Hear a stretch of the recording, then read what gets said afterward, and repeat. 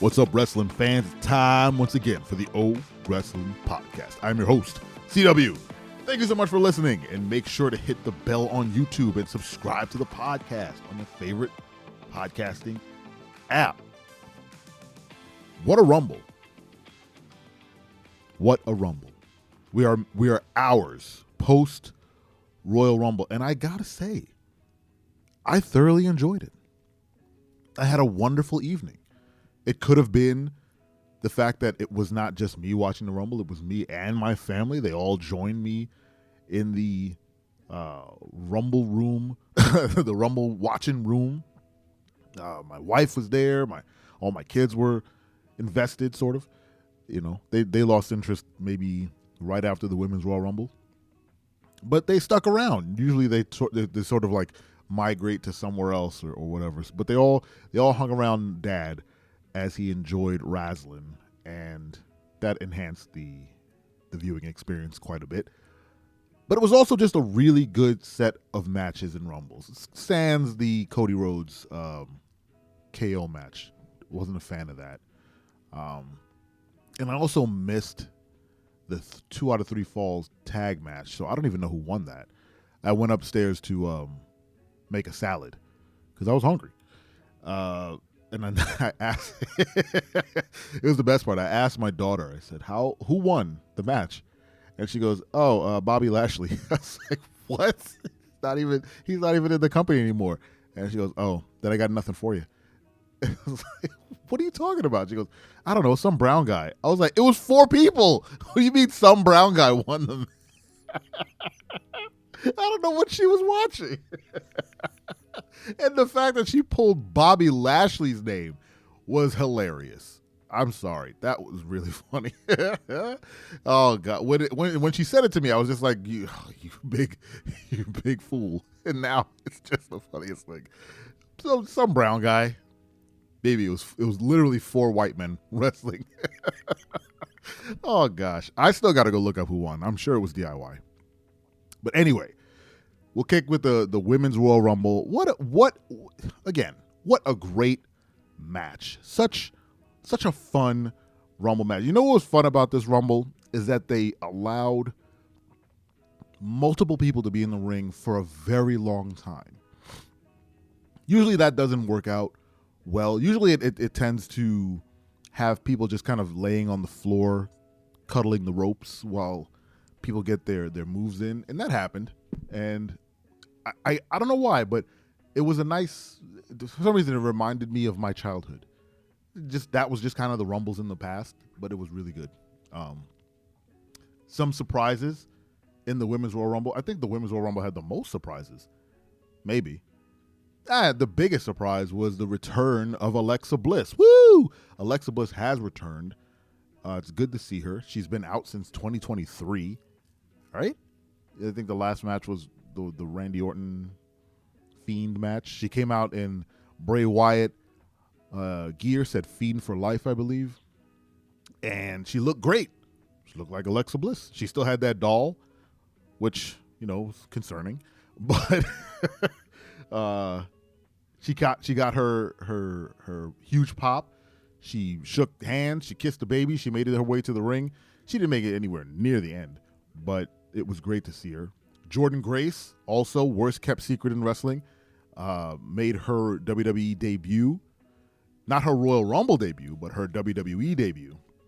Running in there and just putting on a clinic. That entrance popped me. When she came out, I was like, yes. Now business is picking up.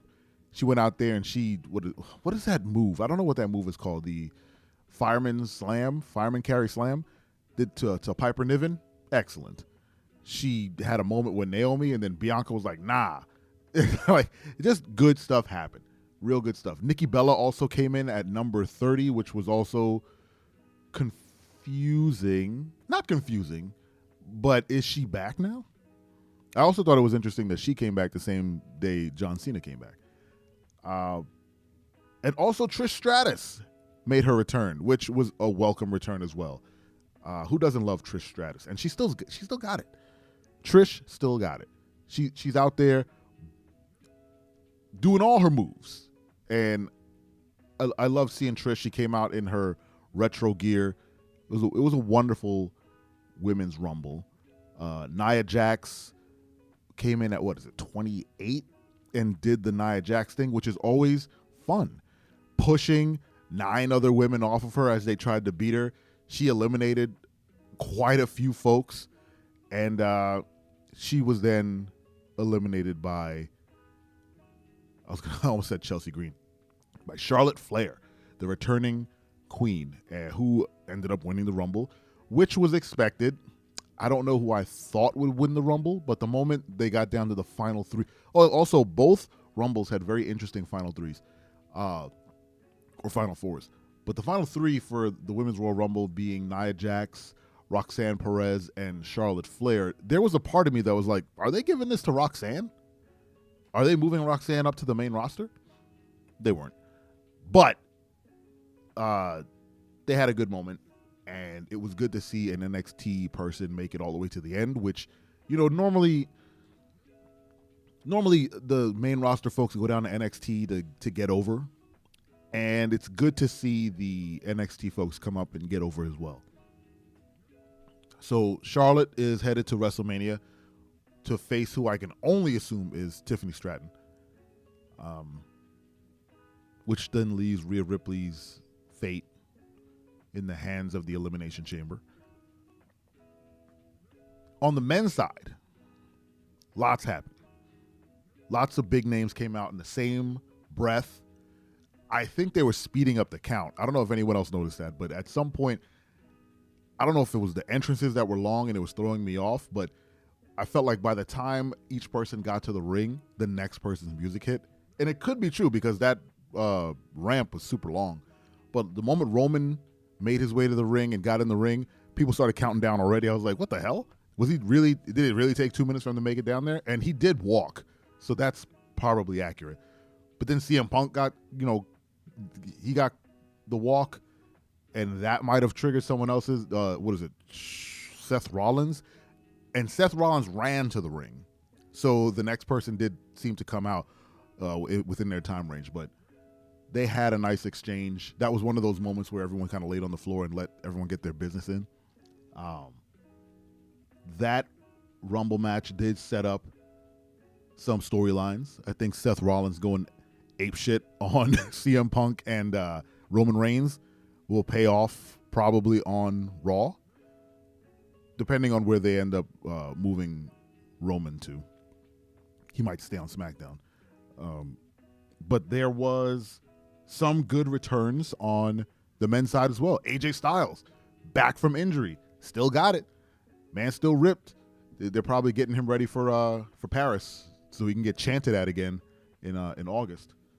Who else came back during the men's Rumble? Oh, say his name, and he appears. Joe Hendry made his Royal Rumble debut, and so did friggin' LA Knight. That was surprising to me. I was like, this is LA Knight's first Royal Rumble? I could have sworn he was in the last one, but then why would he be?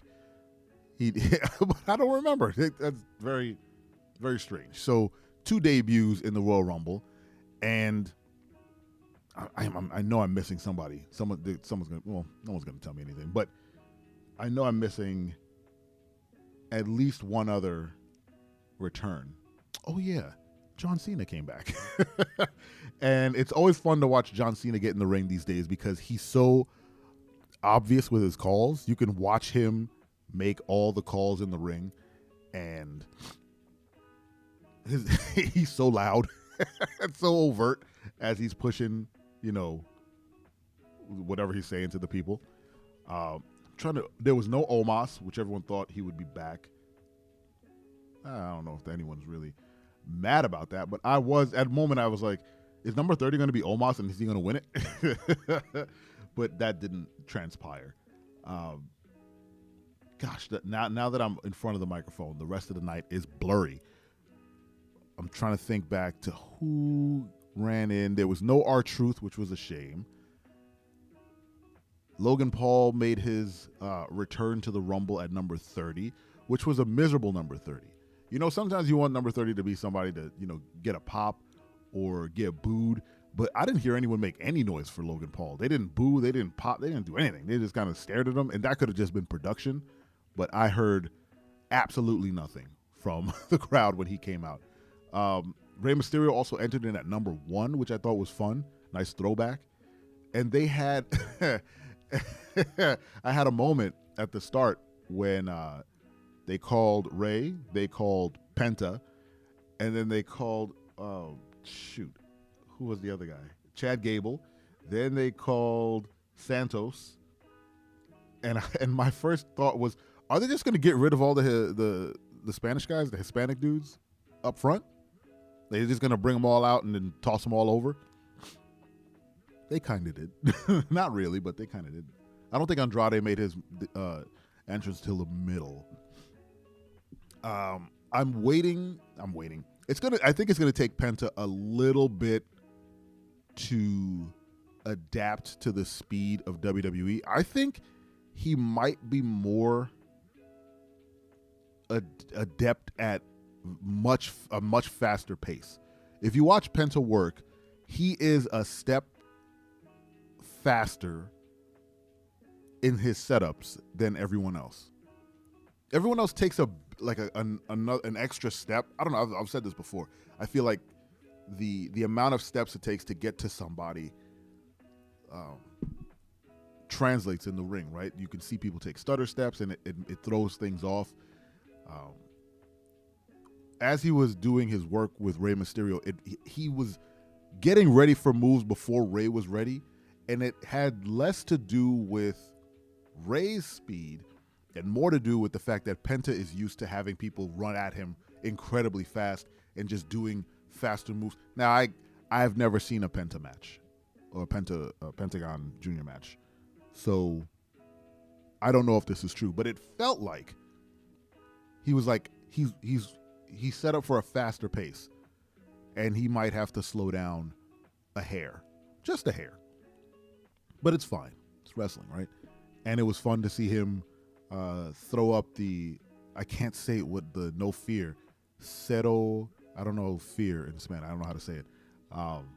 But he threw down the M in Rey Mysterio's face. And then for some reason, Rey Mysterio got his britches all big and decided to start throwing up the 619 as if that's a thing he does. So the crowd caught it at like 9. So he throws up the 6 and then 1, and then a portion of the crowd went 1, and then the rest of the crowd went 9. I was like, you really overestimated how like fast the Royal Rumble crowd was going to catch on to what you're trying to do. But I guess it worked out in whatever it was. Hey, Ray, just remember, if you want the crowd to do something like that, you got to set that up early. You got to do that, in the ring. And he might do it, but not in the context that Penta does his. Penta is more of a taunt in people's face versus, Ray calling for a move. And when he calls for the move, he doesn't do 619 in the sky. He just, throws their body into the ropes and then goes and does it. But the start of the Rumble was like the lucha match, and then it carried on. Good moments. I'm thinking of, I don't know what I'm thinking of. I am blanking on the Men's Royal Rumble pretty hard. I watched it, but I think my kids were knocking into me the whole time. Anyway, the ending to the Rumble was the part that I thought was the most interesting and fun. Again, like the Women's Royal Rumble had their final 4 was interesting, and the Men's Royal Rumble was pretty interesting. Who was the final 4? It was John Cena, Logan Paul, Jey Uso, and CM Punk? Yes. But CM Punk was in the final 4 for like 13 seconds before Logan Paul tossed him off. Before Logan Paul tossed him out of the ring. And it was a great callback to his promo with Kevin Owens on SmackDown, where he said, hey, KO, I never lost to Logan Paul. And he looks at him like, oh, big, yeah, you did. And now he has. So that's fun. I like the setup that they have there. And honestly, let's go through the final three. Logan, Uso, and Cena. I think it was obvious Logan wasn't going to get the rub this year. He got close, but he wasn't going to get the rub this year. And it all came down to Cena versus Jey Uso. And in my head, I'm like, well, Jay's winning because this would do nothing for John Cena, and it would bury Jey Uso if they let him not win at this point. Going up against John Cena doesn't do berries in his later career. He's been doing nothing but putting people over. So the moment it was down to them two, I was like, well, this doesn't raise John Cena's profile one bit, and he's already been announcing he's going to be at the Elimination Chamber, so why would he win the Royal Rumble? The same way I said CM Punk is not winning because he's been talking about this favor that he's going to get from Paul Heyman, and you got to pay that off. As much as they've made it this mystery box of what it could be, and you have to pay that off. So if you were to win the Royal Rumble, that favor becomes moot. So of course he's going to lose. Him losing to Logan Paul sets up a match for them at some point, not at WrestleMania, but at some point. And then we have the favor for CM Punk. We have the dynamic between him, Seth, and Roman. And it's a lot of good stuff on that end. So they're all fine for now. We'll see how that progresses. I would like to see a Seth Rollins versus Roman Reigns title match at Royal Rumble. That could be fun. Squash some beef, some long-standing beef. But Jay and John Cena battled it out for a bit. They had their oddly customary like fighting on the apron to see who's going to fall off. John set him up for the attitude adjustment. Uso slid slippery back into the ring and then knocked John Cena off. Jey Uso is your 2025 Royal Rumble winner. And I gotta say, that felt right. You know why? Because Charlotte Flair didn't feel right. She's won. She's over. It's Charlotte Flair. She doesn't need it. She doesn't need that push. She doesn't need she doesn't need that to get a title shot. She's Charlotte Flair. They could have picked someone else to win. Anybody. But her pick is fine, you know? It puts her on a trajectory to get to Tiffy, or I don't see Rhea needing that match, but Tiffy. But Jey Uso winning felt right because it's almost the ethos of the Royal Rumble that anybody can win. Doesn't matter your stature. If you're getting in the Rumble, you have a chance to win. And while Jey Uso is, main event Jey Uso, he hasn't had that, that push, that he's had the matches, but he hasn't had like the shove. Like, yeah, he can potentially do this. The match they gave him with Gunther at Saturday Night main event was so obviously he wasn't going to win that. It was, almost like a test or something to see how he can main event. And, Jay can, he'll put on a spastic match. Someone said, online, obviously, someone said Jey Uso looks real floppy. And I have to agree. His moveset feels very like he's always just kind of gangly and throwing his body around, and it just sort of happens. Like he actually landed that kick. It was gangly and goofy and wobbly, but it landed. I need him to tighten some shit up. If he's going to WrestleMania, the main event, I need him to tighten some shit up. That he has to stiffen up that kick. He's got to work on that spear. For the love of God, please work on that spear. It's terrible. It's worse than Edge's, and Edge's spear is the worst. Now Jey Uso is the worst. Especially when you have Braun Breaker and Roman Reigns doing this. I don't think Roman Reigns does a very good spear either. Braun Breaker for sure, he's just a straight up shoulder tackle. But it feels more like the Gore or Goldberg spear than anything else. And those two are the best spears. Let's be honest. I'm getting into a spear debate. But Jey Uso winning, it's like the quintessential, like, this is why the Royal Rumble exists, to give an opportunity to someone who wouldn't normally main event WrestleMania. And yes, I know he's main evented WrestleMania multiple times as a tag champ, but his whole, sort of gimmick these days is he a main eventer? Is he worthy of a main event spot? That was the whole thing he had with Gunther, and it feels like they're paying that off with, like, yes, now he's on his road to WrestleMania. Who's he going to face? And it feels like he needs that win back from Gunther, but he could also go after Cody, which could be interesting. I still think they missed the opportunity to really put him over as the champ in WrestleMania 40. I'll stand on business there that he should have been the guy to face Roman for the title. They gave him the Tribal Chief match, and he should have won that if that was the one they were going to give him.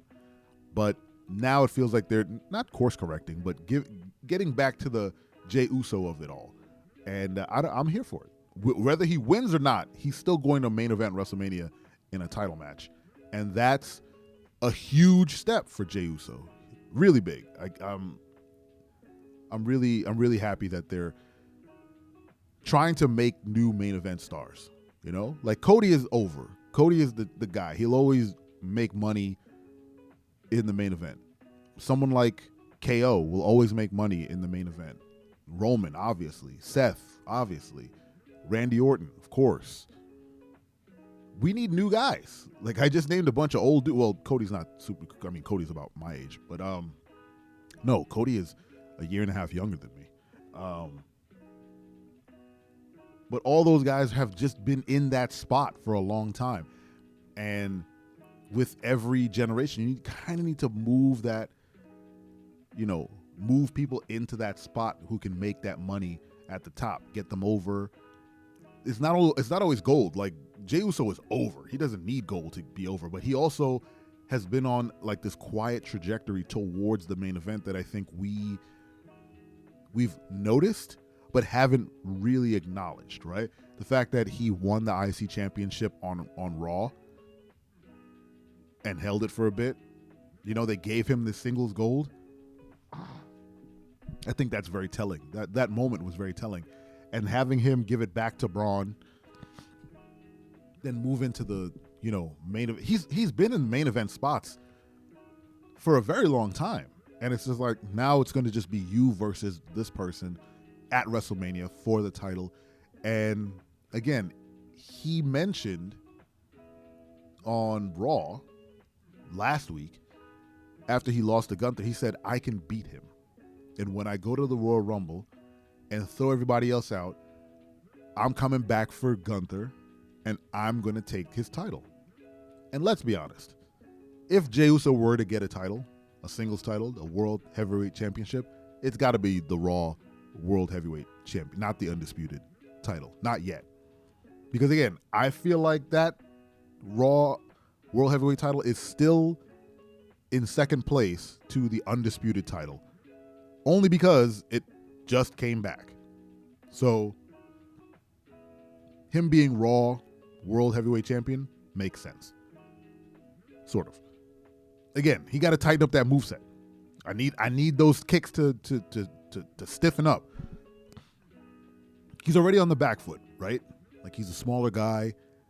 His finishing move is a top rope move. Like, he's just got things working against him. So he's got to tighten that shit up. Says the guy who can't do any of those moves. Jey Uso's fine. He's fine. Anyway, fantastic Rumbles, great returns, great debuts. I'm excited for Jordynne Grace. I'm excited for Alexa Bliss coming back. I'm excited to see if Trish and Nikki stick around and do some work. Trish Stratus's work a year and a half ago with Becky and her working with Zoe was fantastic. Her heel work was great. Let's see what Nikki can do in this new era of women's wrestlers. A shame we didn't get AJ Lee back. I doubt she'll be back at this point. From the men's side, it was good to see Joe Hendry come out with the TNA Championship. That partnership is flourishing for them now.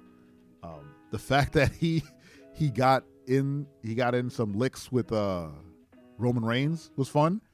It didn't survive the encounter, but it was nice. Always good to see AJ Styles back. I love the fact that Penta got his Royal Rumble debut. It was super early, and he lasted for a bit too. I know I'm missing somebody's return. Somebody came back, or was just in the Rumble. I know that from the men's side, and I'm completely spacing. But regardless, great Rumble. Let me know what you guys thought of the Royal Rumble. This is a much longer episode because I rambled on about Rumble because it was great. It was a great Royal Rumble. The Cody KO ladder match. Outside of them unable to break a ladder until the end, it did look pretty vicious, but not on the level like this wrestling match looks vicious. It was more like, ooh, shit, did he just fuck his head up? And oh, crap, is his back fucked from smacking that ladder? Oh, no, that kind of stuff. And it was just sort of a meandering nothing. Ladder matches, in my opinion, are the more ladders you bring out, it doesn't make it more interesting. It's way more interesting if it's like you have one ladder, guys. Don't break it. The breaking of the ladder does nothing for me. It's how you immobilize your opponent to get up the ladder. And this sort of slow walking up the ladder nonsense has to go away in ladder matches. You have to do away with that trope. It doesn't work. Unless I see you get put in a sharpshooter for 14 minutes and then you get up and then your knee is completely shattered. That's the only time you should ever be in pain walking up the ladder. And even then, push through the pain and climb the ladder faster. This whole like, oh, I'm so tired to climb this ladder, oh my gosh, and I'll never make it, and they get time to grab your leg and pull you down or some nonsense. Do away with it. It's pointless. Because they do that spot like 10 times. We get it. You're not winning it yet. But it's not building drama for me because I know you're not getting up there to grab the belt. I know. You've made it very clear. So just stop. The false finish of climbing the ladder should happen at a mad dash. It should be both opponents sprinting up the ladder to get and having like a hand fight at the top to see who can pull down the titles. This one guy or girl just so very tired climbing the ladder, and then 2 seconds later they're doing like the biggest top rope move, or they're spinning, or they're doing their comeback. But come on, use that energy to climb the ladder. And then there's like 15 friggin' ladders around, and there's two guys. Nothing's really happened. It was just not a great match for me.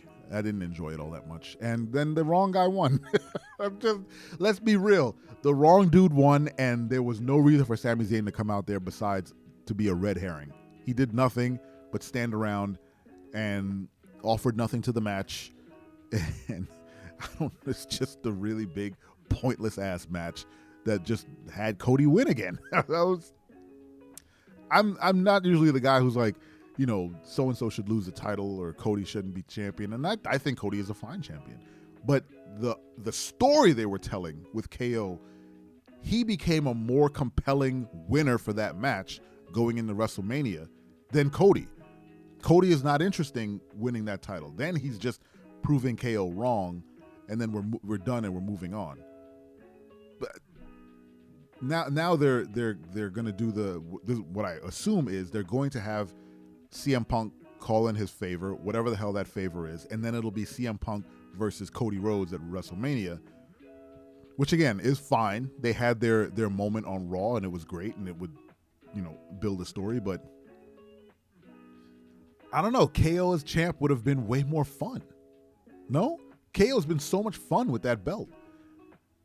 Just cutting wild ass promos and being irreverent and you know, just being the wrong champ, the disputed champ. How fantastic is that as a gimmick? The disputed champ. And now Cody just has both belts again, and I guess we're back to status quo. there's just something a little bit more, there has some more texture to a KO win, because then you get into the Sami Zayn question. You get into him versus CM Punk, which is a match that people have been dying for in WWE, like an old school indie fight at WrestleMania. Could have been interesting. You get, Cody, declaring for the Elimination Chamber and having to go up against John Cena, because John Cena was like, I'm winning that Elimination Chamber, and Cody could have been like, nah, son, I'm winning. I'm you now. I'm super friggin' Cody. You don't get to be Super Cena now. It's me. And then having them clash in the Elimination Chamber. Come on, son. How many doors does that open up? I feel like all the same doors are open now that Cody won again. It's like, all right, man. Like, now what do you do with KO? Now he doesn't have that other title. Are you going to have him fuss with Sami Zayn and then they fight at WrestleMania? I don't want to see that. I don't want to see them fight again. I actually like Kevin Owens calling Sami Zayn like, hey, man, I get it. And I'm not mad at you. You're a big forgiver, and I'm sure you forgive me, and I hope you've got my back. And technically he did have his back. So the question becomes, what do you do with Sami Zayn now? A lot of threads got, closed off at the Royal Rumble, and that's good. But now new threads have to pop up between now and April of, what do you do with all these other top stars? And I wanted KO to win. I did. Just because it was more interesting, a little bit more flavor. WrestleMania becomes a little bit more unpredictable with him there versus Cody, where I'm just like, I can kind of book this in my head of where this might go. But again, people in the back in the office will say that I'm wrong. You don't know what's coming up. And you know what? You're right. I don't know shit. I don't know anything. I'm just some dude on the internet rambling about wrestling. But I am a fan and I am a storyteller. So I kind of see the frames of what you're putting down, and it can only go so many ways, let's say, unless you get real creative and really fast. So hopefully that happens, and we find our way to a very interesting WrestleMania. But the Royal Rumble itself, the Rumbles themselves, the women and the men's, incredible. I got exactly what I needed out of these Rumbles, especially after last year's pretty formulaic Rumbles. They had great debuts, great returns, like fun spots. Everything was just really fun. It was fun. It was that Rumble feeling, that funness, that match, that enthusiasm that it can get out of people. I really got it, and I'm happy. I still think Royal Rumble is a better event than WrestleMania, hands down. You can never change my mind. WrestleMania is just the culmination of story threads. It is the final boss, to borrow a phrase. It is the third act, right? It's the climax, and that's always going to be, fun. But Royal Rumble still gives you that. There's still story that could happen, may happen. There's, excitement. There's suspense. There's, pomp and, just everything's fun. And by the end of the night, you're just like, yeah, that was great. I can't believe this happened. I can't believe that happened. WrestleMania, you can kind of see what's going to happen. And even then, it's the credits. The next night on Raw, they're restarting the whole thing. The whole new season. So Rumble still remains my top pick for best event that wrestling, not just WWE, just wrestling in general, puts on. But I don't know. Let me know in the comments what you thought of the Rumble. And thanks so much for listening to this extended episode of the podcast. Like, subscribe, tell your friends, and don't you ever forget. I'm your friend, but if I ever see you in the ring, I can beat you. Don't you know? Yeah, yeah, yeah.